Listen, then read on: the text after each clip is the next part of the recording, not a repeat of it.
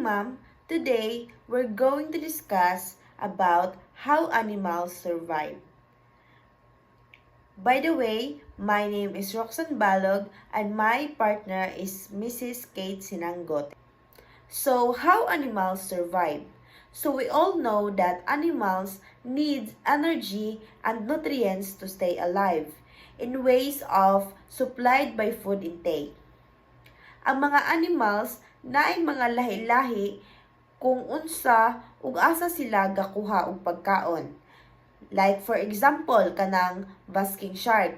Kini nga mga hayop gakuha sila og pagkaon ilalom sa tubig or ginatawag nato nga filter feeding.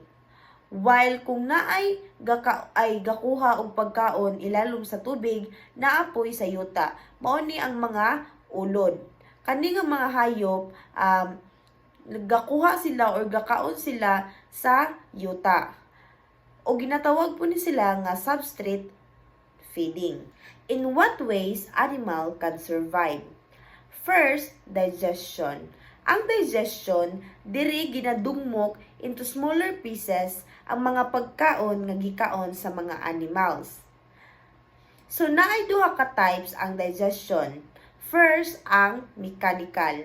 Kung mingon tag mechanical, mao ni ang mga ang ngipon ang gigamit para usapon ang pagkaon. Kung naapoy mechanical, naapoy chemical. While ang chemical kay ginagamit ani kay mga enzyme para muhili sa pagkaon nga mga kinaon sa mga hayop.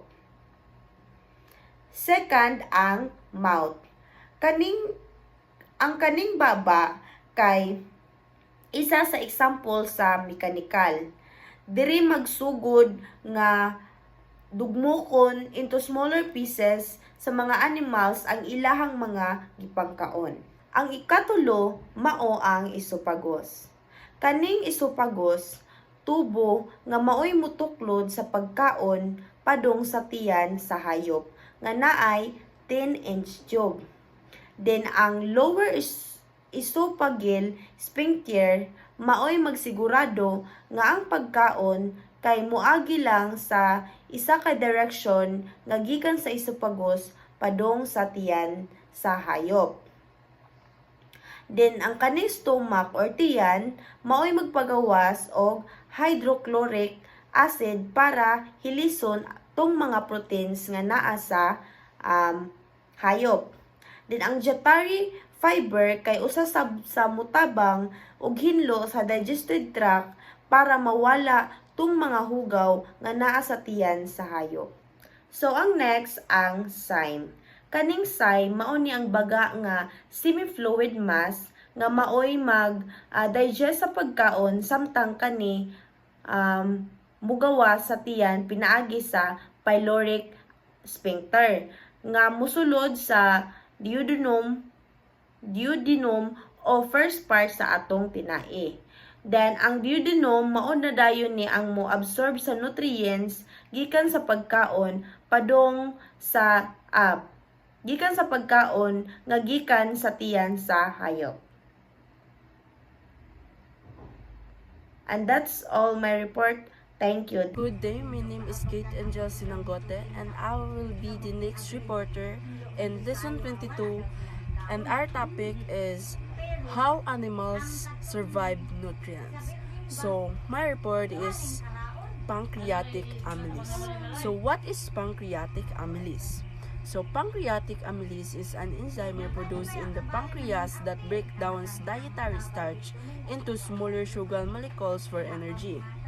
This enzyme is essential for animals to digest starch-rich foods, absorb glucose, and maintain energy levels for survival.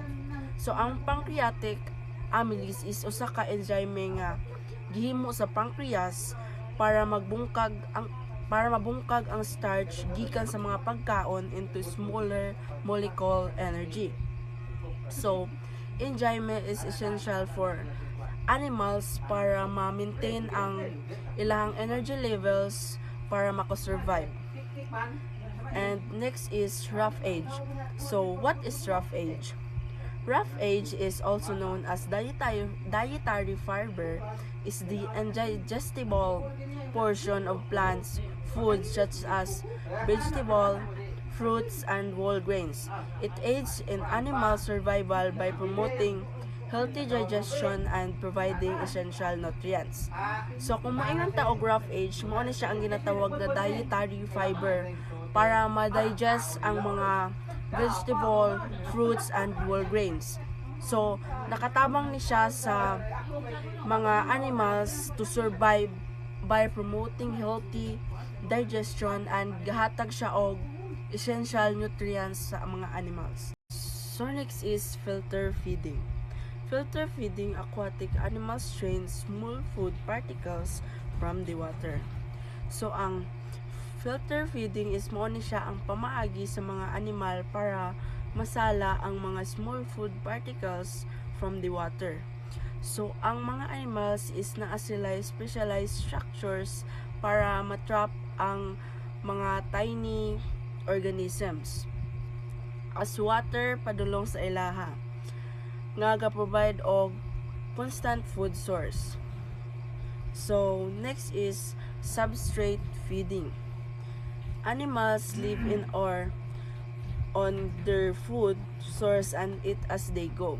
So, ang substrate feeding is involves animal nga gapuyo sa ilang food source and consuming it as they move. So, this method ensures constant food supply with animal eating its way through its habitat. And last is fluid feeding. Animals suck fluids like nectar or blood from a food source using a specialized structure. So, fluid feeding is when animal consume rich nutrients fluid from other organism using a specialized structure para dali ma-access ilahang pagkaon. And that's all for my report. Thank you.